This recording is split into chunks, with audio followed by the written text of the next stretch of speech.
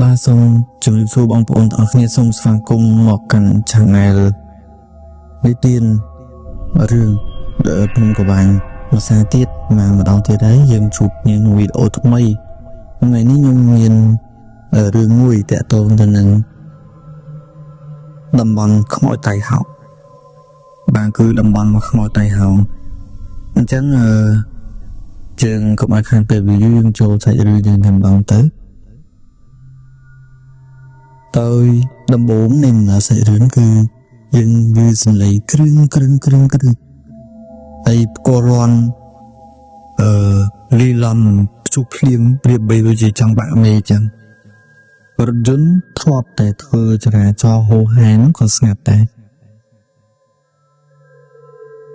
miền sầm lên manu gì nghe thằng mình đang chụp bên từ to là tê ở bờ phim lần lần người lâu lên trong khơi cứ chia sầm lên nhà bậc đây bộ pôn pin nhẹ mà không được chừng mũi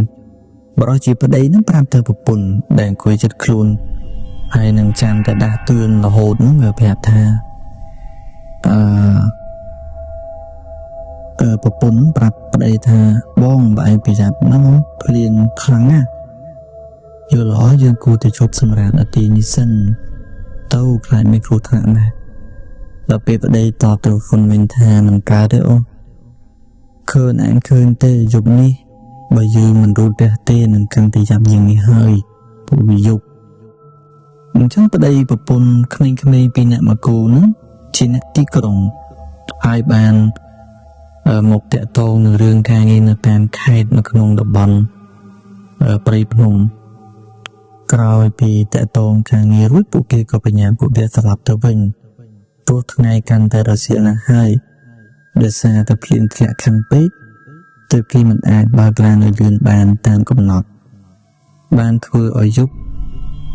tệ cầm đá flow lên đằng tức lên đằng tầm bón lên squat ở sọc nè phu nè chỉ cái này nè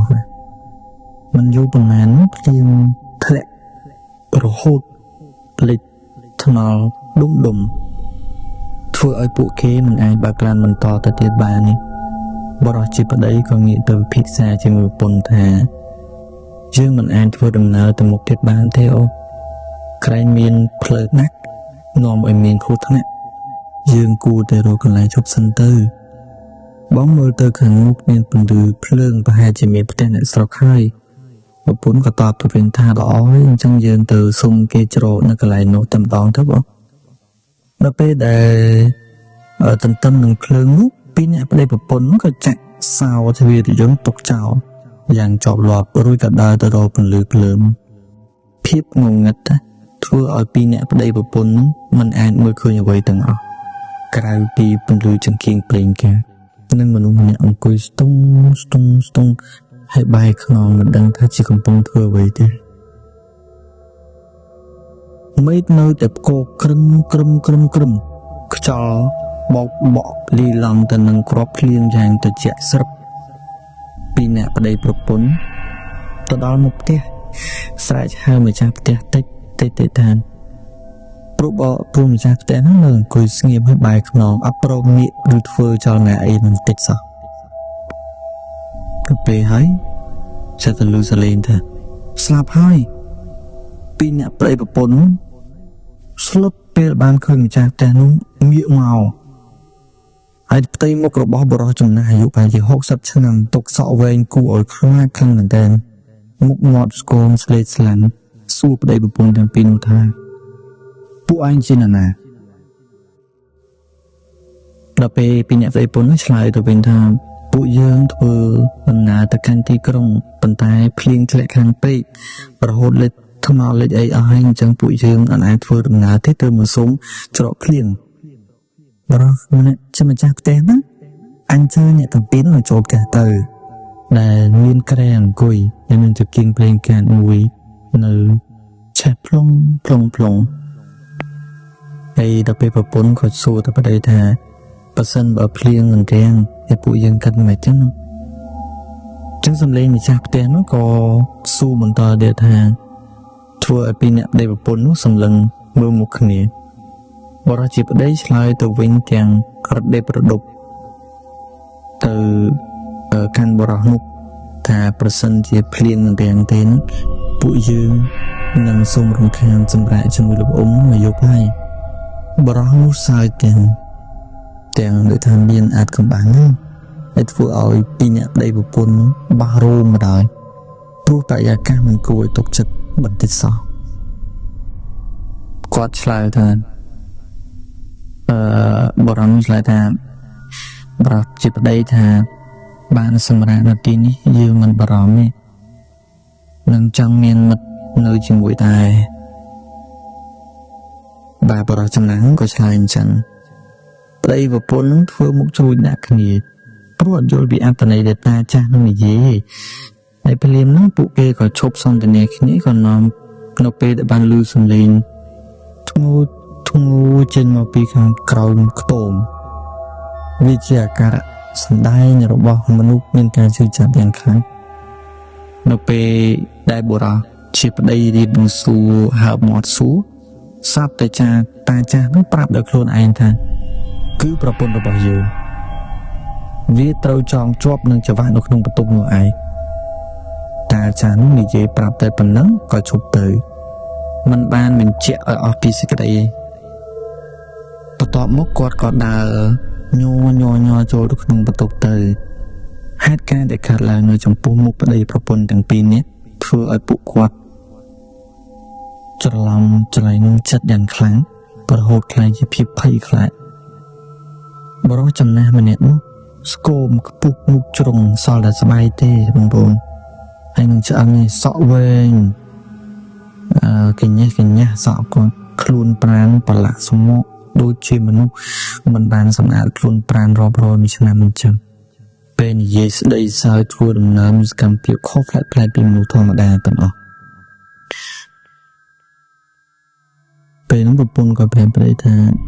មិនគួរឲ្យទុកចិត្តទេមើលទៅរឹកទាបរបស់គាត់គួរឲ្យភ័យខ្លាចចឹង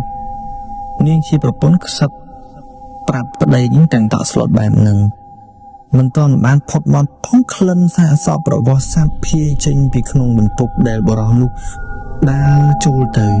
វាចោលក្លិនស្អុយពេញបន្ទប់ធ្វើឲ្យពីរអ្នកប្តីប្រពន្ធស្ទើរតែក្អួតទាំងពីរអ្នកសម្លឹងមើលនាឡិកាកន្លងទៅអស់រយៈពេលរាប់ម៉ោងភ្លៀងក៏នៅតែមិនព្រមរាំងភ្លៀងនោះមានសំឡេងរបស់ស្ត្រីម្នាក់ស្រែកយំធ្ងន់ទៀតហើយឡើងពីក្រោយខ្ទមនោះម្ដងទៀតបាទប្រៀបដូចជាមនុស្សបានទទួលការជួយចាប់យ៉ាងខ្លាំងពីរអ្នកប្តីប្រពន្ធនោះហើបគូចេញពីក្រែសម្លឹងមុខគ្នាលេងឡងព្រោះឆ្ងល់តែសំឡេងដែលធ្ងន់តែកណ្ដោយកណ្ដែងធ្ងន់ជាអីគេបរិសជាប្តីចង់ទៅបើតែប្រពន្ធថាគុំអីល្អជាងតិចលោម្ចាស់ផ្ទះចោទថាយើងទៅលូកលាន់រឿងរបស់គេហើយអ្វីនៅក្នុងបន្ទប់ដំណើរការទៅទាំងកណ្ដោយកណ្ដែងពុះសំឡេងលឺ